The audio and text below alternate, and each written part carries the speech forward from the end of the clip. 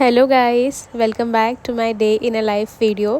तर सकाळी उठले, लवकर रेडी झाले आणि ऑफिसला जायला निघाले. ऑलरेडी खूप जास्त लेट झालेला. तर मी या रोडनी जाते आणि इव्हनिंगला इथे लाईटिंग्स वगैरे होतात.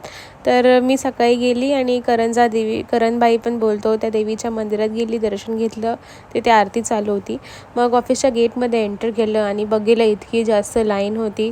जेव्हा लेट होत असतं तेव्हाच असं होतं. मग नंतर बगीमध्ये नंबर आला, बसली.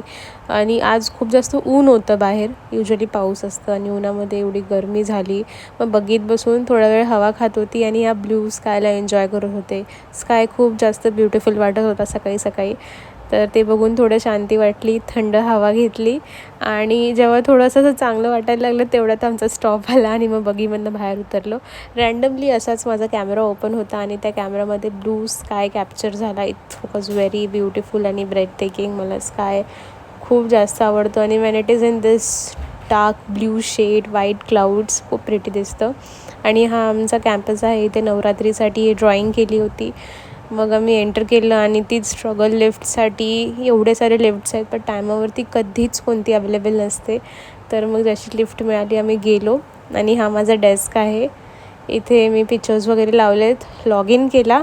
मग फिनलँडवरनं बरेचसे आमचे कलिग्स आले तर त्यांनी चॉकलेट्स दिले आम्हाला. मग दुपारी जेवून बसलो. काम खूप जास्त हेक्टिक होतं, तर थोडंसं मूड ऑफ झाला होता. त्यानंतर एका सरांचा आज लास्ट डे होता तर त्यांनी आम्हाला समोसा आणि चिप्स खायला दिलेले. मग ते खाल्ले आणि लॉगआउट केलं. हे बाहेर जे आहे राईस प्लांटेशन केलं होतं, तर तिकडनं आम्ही वॉक करत बाहेर निघालो. That's all for today's video. Thank you for watching. Bye.